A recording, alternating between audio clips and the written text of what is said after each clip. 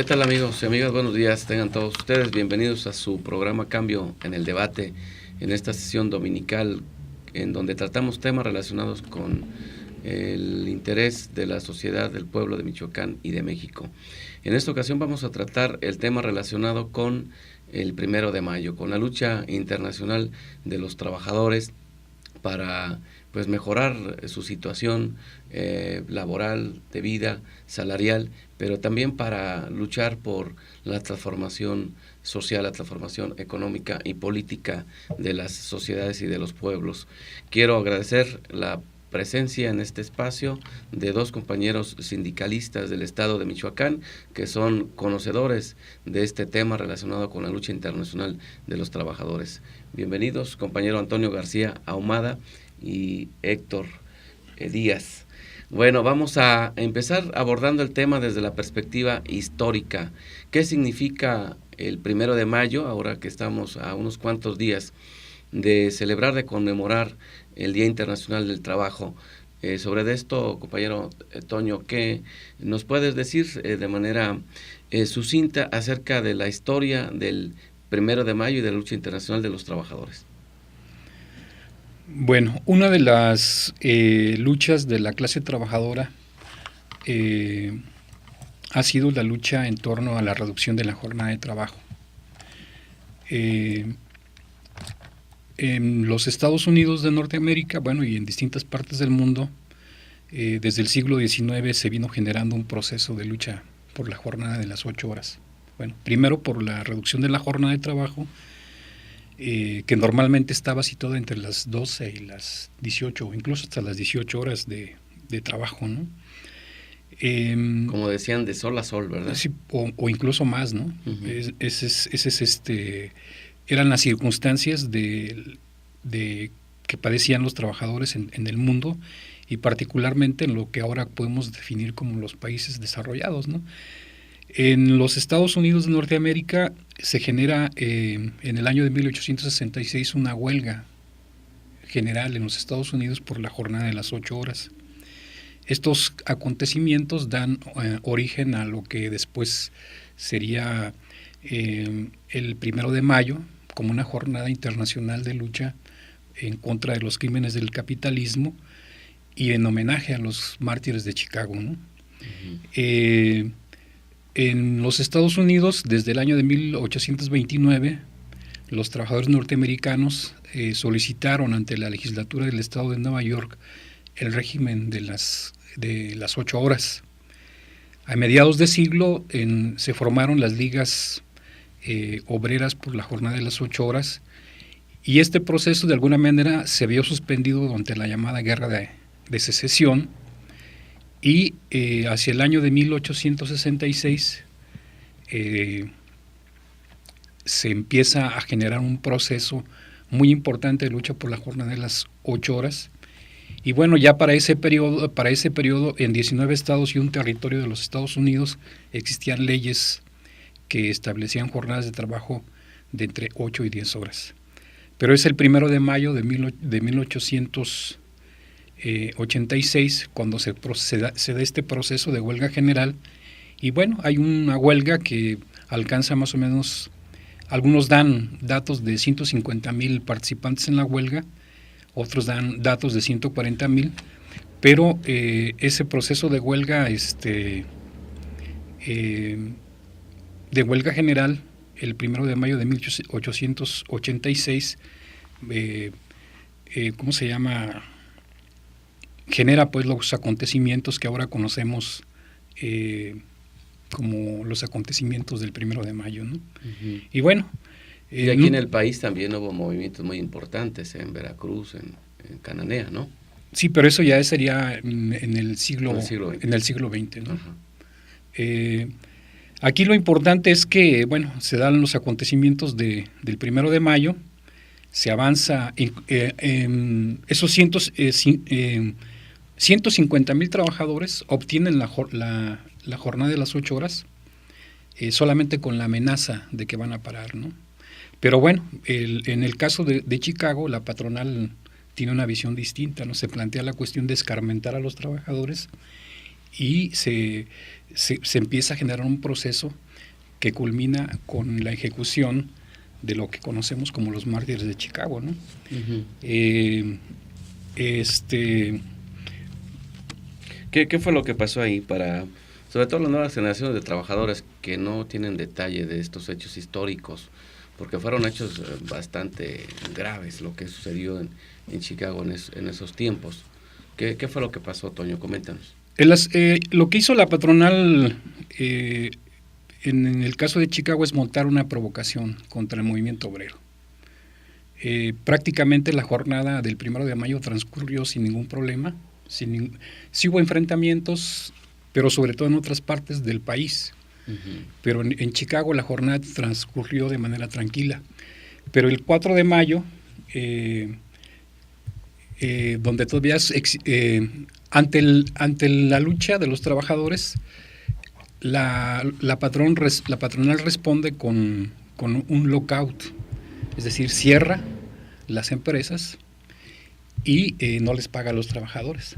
Uh-huh. Había en ese momento todavía para el 4 de mayo una huelga en una empresa que se llama McCormick, una empresa que producía maquinaria agrícola, y se montan la provocación, tratan de disolver, llegan con la policía, tratan de disolver el mitin, y en el momento que empiezan a golpear a los trabajadores, aparentemente desde el lado de los trabajadores alguien arroja una bomba y asesina y mata a algunos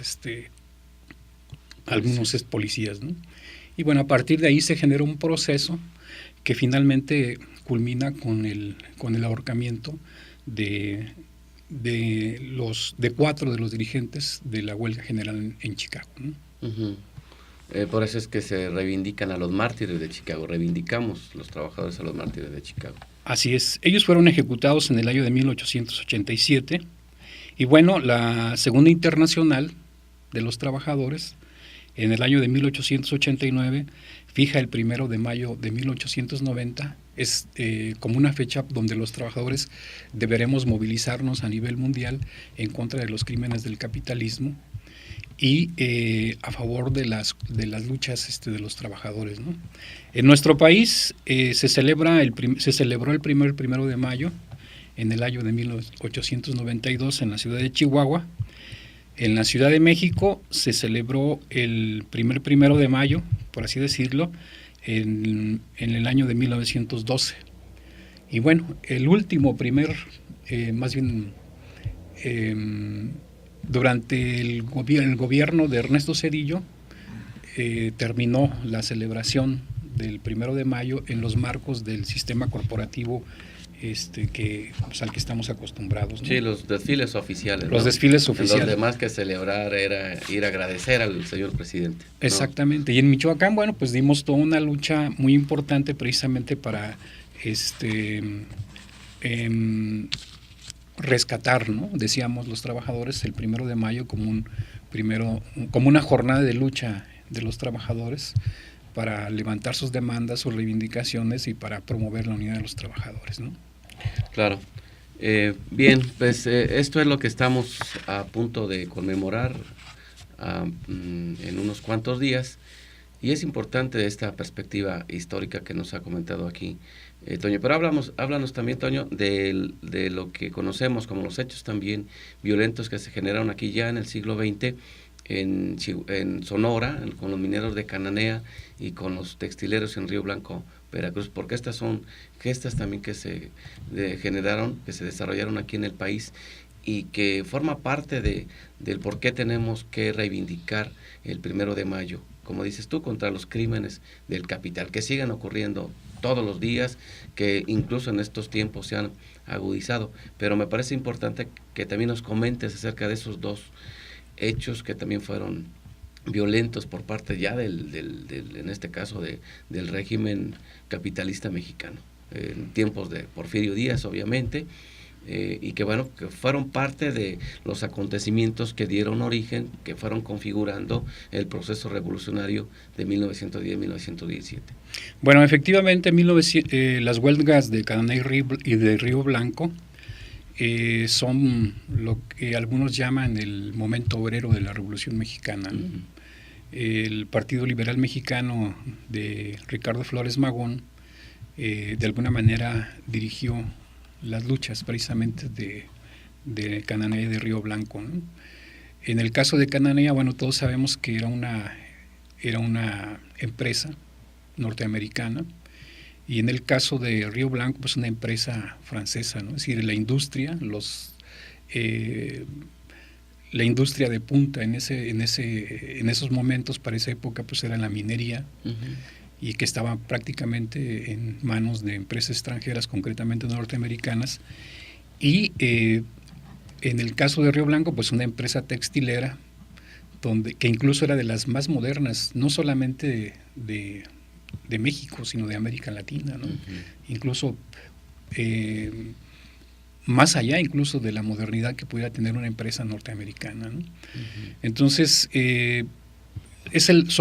lo de Cananea y Río Blanco es el momento obrero de la Revolución Mexicana, ¿no? Se plantean toda una serie de reivindicaciones sobre la cuestión de la jornada de trabajo, la reducción de la jornada de trabajo, 8 horas, el aspecto salarial, pero también la cuestión, en el caso, por ejemplo, de Cananea, de que los trabajadores mexicanos pudieran ganar en las mismas condiciones que ganaban los operarios que tenían los empresarios norteamericanos, de origen norteamericano concretamente, ¿no? ¿Y ahí qué fue lo que pasó con los obreros, con la huelga de los mineros y con los obreros de Veracruz? Pues hubo una respuesta bastante violenta por parte del gobierno de Porfirio Díaz.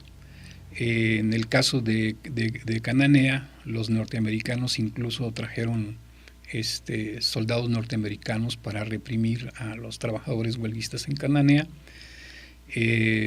a solicitud directa de W.C. Green, ¿no? Por cierto, tenía nombre de excusado, ¿no? Que era el dueño de la empresa, de esta minera de Cananea, y con el apoyo del gobernador Izábal, ¿no? Obviamente del gobierno de Porfirio Díaz. El gobierno de Porfirio Díaz traslada a tropas del ejército y de la acordada, ¿no? Que era una fuerza especial de represión, y bueno, reprimen a los trabajadores. Claro, hay un enfrentamiento, los trabajadores se enfrentan con los empleados, los dueños de la mina, son detenidos, muchos de ellos son enviados a la cárcel de San Juan Ulúa, ¿no? En el caso de la huelga de Cananea en el año de 1906, pues allí se da una huelga a partir de las condiciones pésimas de trabajo, a partir de la existencia de la tienda de raya, que era una forma de mantener una situación de esclavitud sobre los trabajadores. Y bueno, eso hace insoportable la situación y generan un proceso de huelga que es brutalmente reprimido, ¿no? Hay que señalar que esta huelga de Cananea se da en el marco de una huelga más amplia que alcanza a fábricas en Veracruz y en el estado de Puebla. Y bueno, los trabajadores, llega un momento que solicitan la intervención del gobierno de Porfirio Díaz para dar solución. Y obviamente, en lugar de apoyar a los trabajadores, el gobierno de Porfirio Díaz apoya a los empresarios y reprime brutalmente a los trabajadores. Son asesinados, perseguidos, les mandan batallones del ejército regular para aplastar la huelga, y bueno, muchos son enviados también a San Juan de Ulúa, ¿no? Esa es un poco la historia, ¿no? De manera así muy general de lo que podríamos hablar de las luchas de ese periodo. Y bueno, está 1886, con este asunto del 1 de mayo, lo de Cananea y Río Blanco, y condiciones en otras regiones del mundo, como son en Chile, la masacre de Santa María Iquique, que era una forma así muy de cómo daban respuesta, ¿no? Las patronales y los gobiernos a las demandas de los trabajadores. Y todo esto, de alguna manera, se vio cristalizadas, estas demandas, a pesar de la represión, se vieron cristalizadas en la Constitución del 17, aunque ya sabemos que la Constitución del 17 fue un pacto entre los sectores de la burguesía, pero que hubo sectores, digamos, progresistas que pudieron recoger en la Convención de Aguascalientes estos planteamientos de carácter proletario. En ese contexto es que, como comenta, se celebra por primera vez de manera oficial en 1912 el Día Internacional del Trabajo en México. Bueno, no de manera oficial, ¿no? Es decir, lo celebra la Casa del Obrero Mundial en el año de 1912, ¿no? Uh-huh. Más bien, de manera oficial se empieza a festejar, por así decirlo, en la década de los 30. Uh-huh. Ya con la existencia del Partido Revolucionario Institucional, ¿no? Es decir, cuando empiezan de alguna manera a corporativizar, ¿no? Crear condiciones para corporativizar posteriormente a los trabajadores, ¿no? Claro. Aquí lo importante es que quedan parte de estos derechos reclamados establecidos en la Constitución, porque no habrá que perder de vista este asunto para enseguida plantear qué está pasando en este momento con los trabajadores mexicanos y esos derechos que fueron logrados y adquiridos, arrancados, ahora sí que con sangre y fuego en la Constitución, ¿no? Sí, de hecho lo que hay que señalar es que los aspectos, la cuestión obrera que planteaba el programa del Partido Liberal Mexicano fue retomado, incluso fue retomado por varios de los constituyentes de 1917, ¿no? La cuestión de la jornada de trabajo, el asunto del salario mínimo, quien se convirtió en este país o se está actualmente, ¿no? La cuestión del artículo 123 dio cobijo o concretó de alguna manera esos planteamientos que eran recogidos o reivindicados en el programa del Partido Liberal Mexicano de Ricardo Flores Magón. Uh-huh. Muy bien, vamos a hacer una pausa. Agradecemos a quienes están al pendiente de este programa y de estos temas a través de las redes sociales. Vamos a pedirles que nos sigan pues participando con sus comentarios en www.cambiodemichoacán.com.mx/radio. Esta es la dirección correcta. Vamos a regresar con Héctor Díaz para que nos comente de qué vamos a celebrar, a conmemorar el próximo 1 de mayo en el marco ya de una situación complicada para los trabajadores michoacanos y mexicanos. Regresamos en un momento.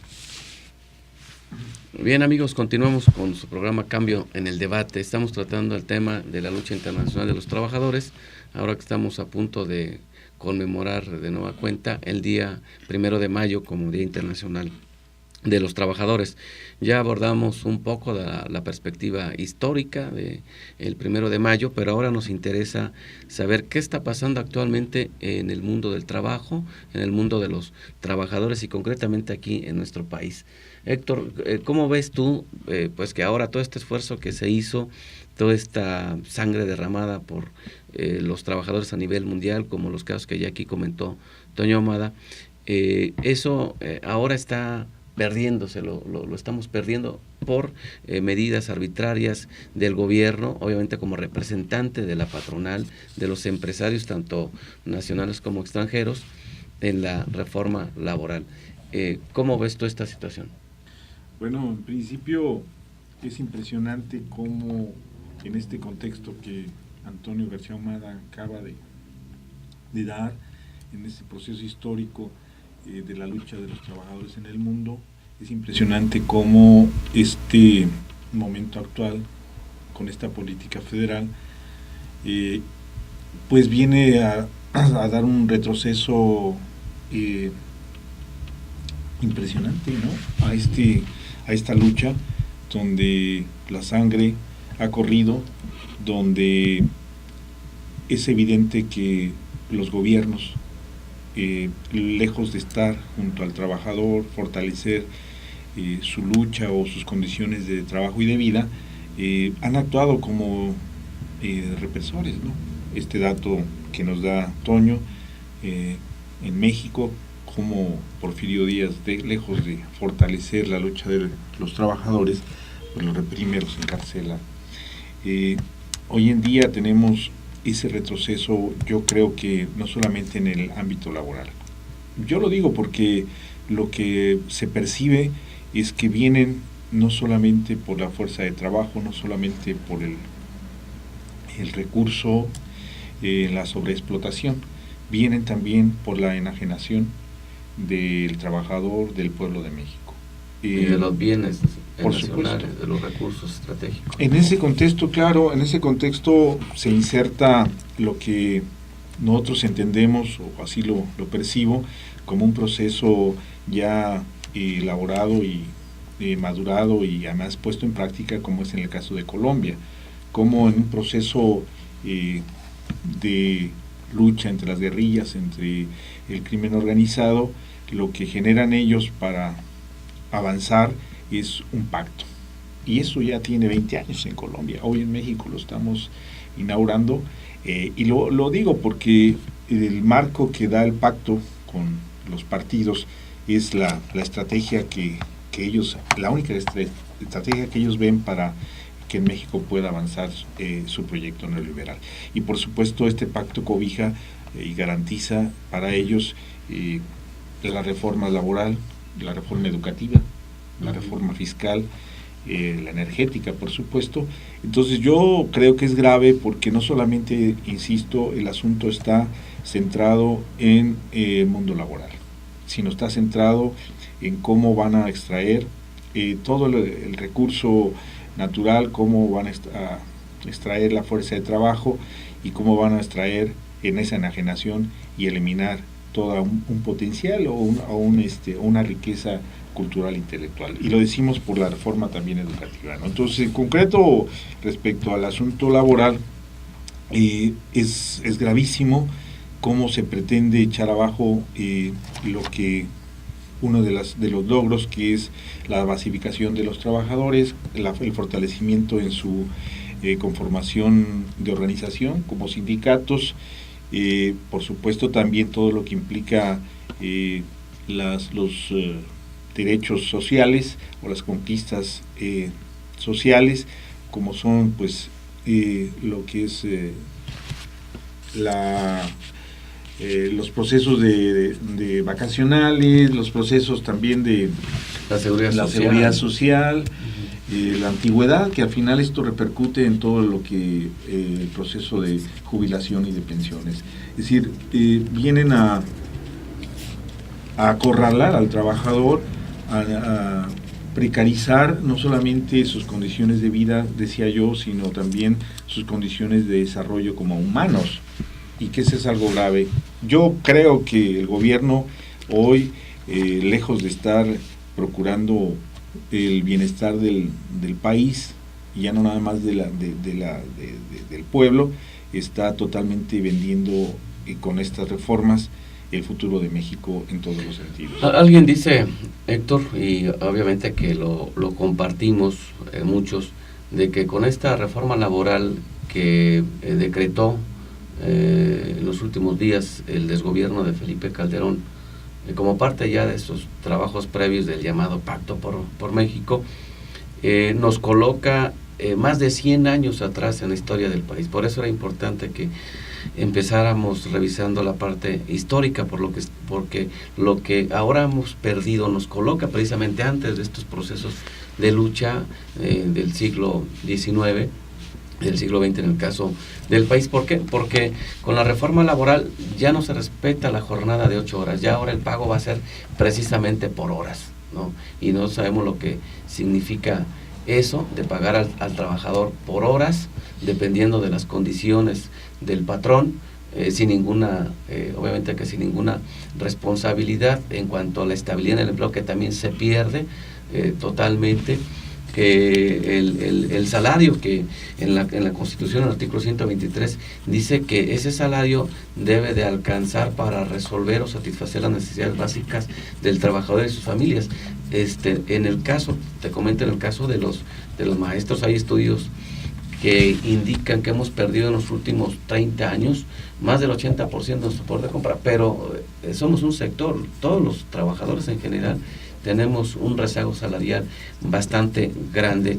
En cuanto a la estabilidad en el empleo, por ejemplo, comento muy rápido, en esta reforma educativa que tiene más de parte laboral o implicaciones laborales que educativas, están planteando igualmente los contratos temporales, que también se plantean en la ley, en la reforma a la jefa del trabajo. Acá lo que plantean son contratos de manera inicial por 3 años sujetos a una evaluación anualizada.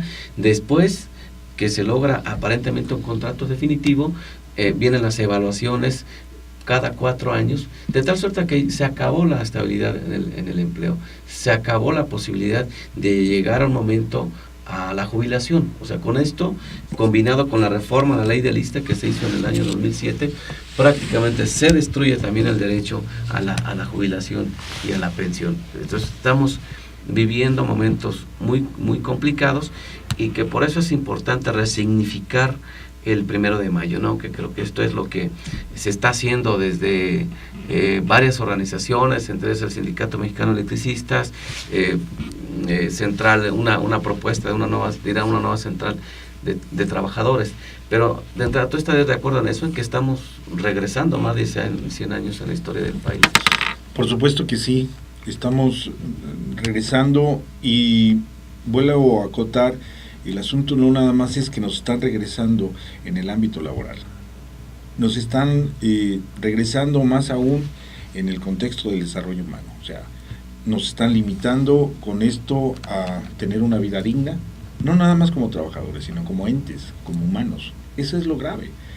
Más aún, yo estoy de acuerdo en que este 1 de mayo habrá que ya no solamente reivindicar lo que es la lucha de todo este proceso que culmina con Mártires de Chicago, sino habrá que ir a plantear una propuesta más allá de lo reivindicativo. Es una propuesta que tiene que ver con ya terminar de una vez por todas el implantamiento de este proyecto neoliberal, que implica en todas las reformas, y el asunto de la reforma laboral es clave, es fundamental. ¿Cómo podemos nosotros en este marco echar atrás, si no algo que ya está procesado en el Congreso, como la ley laboral, sí la educativa y las que vienen, y sobre esa ley que ya está procesada, cómo podemos ahora en la práctica revertir todo lo que está planteando en los hechos? Si el pueblo y los trabajadores tenemos que tener claro que, de no hacerlo así,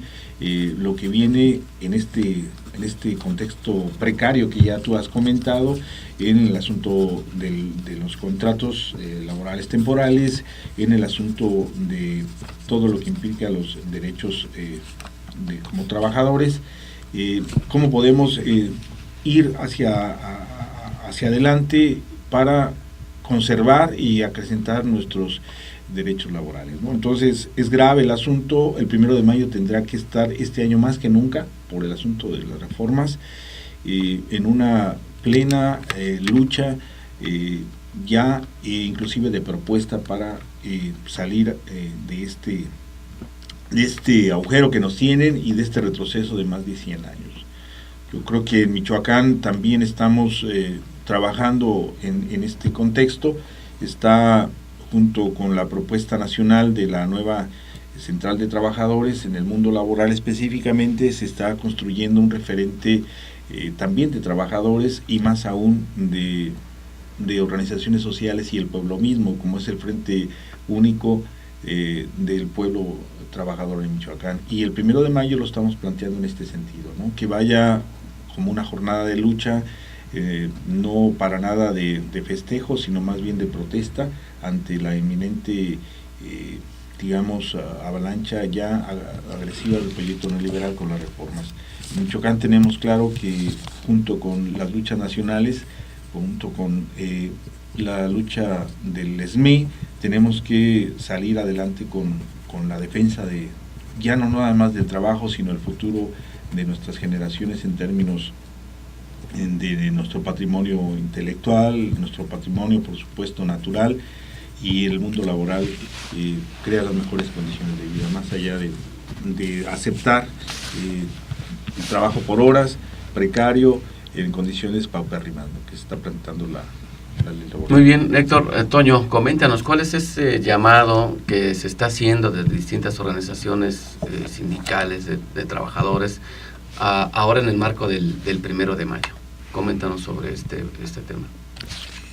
Bueno, antes quisiera, si me permites, decir que este 1 de mayo recordamos a los mártires de Chicago, a los 8 mártires de Chicago, de los cuales 4 de ellos fueron ahorcados. Fueron ahorcados August Spice, Adolf Fischer, George Engel y Albert R. Parsons. Samuel Fielden y Michel Sbaugh fueron perdonados supuestamente por el tribunal que los condenó y condenados a cadena perpetua. Oscar W. Neff y Oscar W. Neff. Otro de ellos, Luis Link, aparentemente apareció como suicidado, pero se ha podido saber que fue ejecutado, fue asesinado un día antes de que lo fueran ejecutados los compañeros a los que he hecho referencia. Bueno, el día de hoy, regresando a la época actual, nos estamos preparando para movilizarnos este 1 de mayo en una jornada de lucha, como ha señalado el compañero Héctor, reivindicando fundamentalmente la abrogación precisamente de la Ley Federal del Trabajo y de la llamada reforma educativa. Uh-huh. Pensamos también que es necesario movilizarnos en esta jornada de lucha en contra de la aprobación del IVA para alimentos y medicinas que se viene cocinando, y también consideramos que es importante movilizarnos en contra del alza de tarifa en el transporte urbano. Uh-huh. Obviamente en este momento, bueno, hay movilizaciones muy importantes en curso, está la lucha del movimiento magisterial a nivel nacional, uh-huh, y especialmente planteamos, bueno, la solidaridad con los compañeros de Guerrero y la solidaridad con el paro nacional indefinido, ¿no?, del magisterio a nivel nacional, y también pues una solidaridad con los compañeros de las escuelas normales que se están movilizando precisamente porque el gobierno del estado cumpla los compromisos que estableció desde el año pasado en el sentido de otorgar plazas definitivas al momento de cubrir de egresar de las escuelas normales, ¿no? Uh-huh. Serían como las cuestiones importantes que queremos plantear para este 1 de mayo.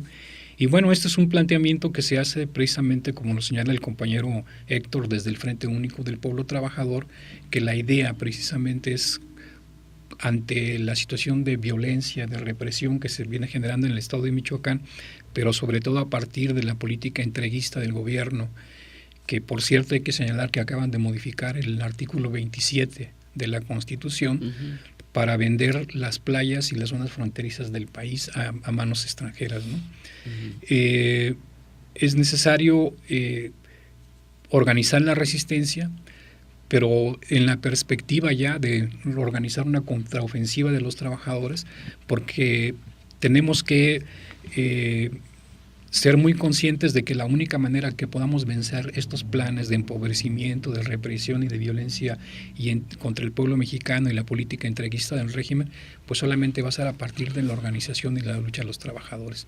Así es que nosotros convocamos a movilizarnos por estos planteamientos el 1 de mayo, pero también por la construcción de este Frente Único del Pueblo Trabajador en Michoacán. A nivel nacional se está planteando también la cuestión de la nueva Central de Trabajadores. El 1 de mayo va a ser su presentación pública, por así decirlo, ya la presentación de la Junta Promotora de la nueva Central de Trabajadores, y se tiene previsto el próximo 18 de mayo realizar un balance de las tareas y los resultados del 1 de mayo y realizar un primer congreso preparatorio hacia la fundación de la nueva central, que se va a realizar en el mes de agosto, y finalmente se tiene previsto realizar el congreso fundacional de la nueva central de trabajadores a más tardar en diciembre de este año. Entonces son las tareas que se tienen planteadas, o la ruta que se tiene planteada para la construcción de la nueva central de trabajadores. Y bueno, en Michoacán se está empezando a dar los pasos precisamente en ese sentido.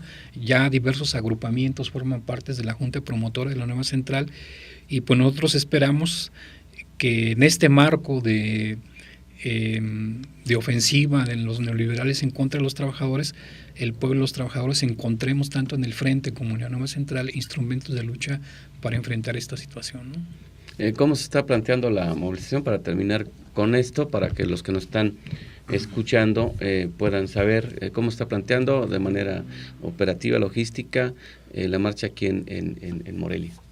Bueno, en principio se plantea con la salida de el contingente ¿En a dónde las sería 10 de la mañana. la concentración? ¿Dónde será? En la Plaza Morelos, el Caballito. Uh-huh. A las 10 de la mañana planteamos arrancar y en una columna que como frente único del pueblo trabajador se integren los referentes mayores en nuestro estado, ¿no? Que es el FESEMS, el Frente Estatal Sindical de Educación Media Superior y Superior, la ATEM, la Asociación de Trabajadores del Estado de Michoacán, por supuesto la sección 18, el sector estudiantil, Uh-huh. con las normales del Estado, con la Coordinadora Universitarios en Lucha, la CUL, y el CAM, y todas las demás organizaciones que no forman parte de estos sectores o estos grandes referentes, la campesina magisterial y organizaciones populares y sociales.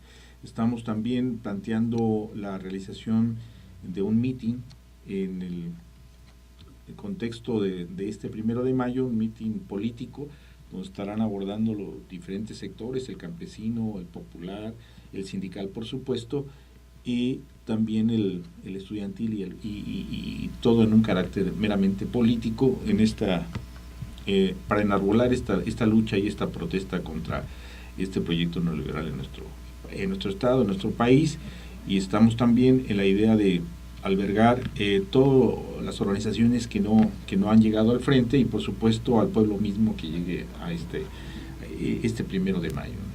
Muy bien, pues les agradecemos mucho la presencia y la participación en este espacio, Héctor Díaz, Antonio García Ahumada, a ustedes también por estarnos sintonizando y escuchando. Les agradecemos mucho en la producción, al licenciado Vicente Godínez Sapien, y nos vemos en la próxima. Muchas gracias.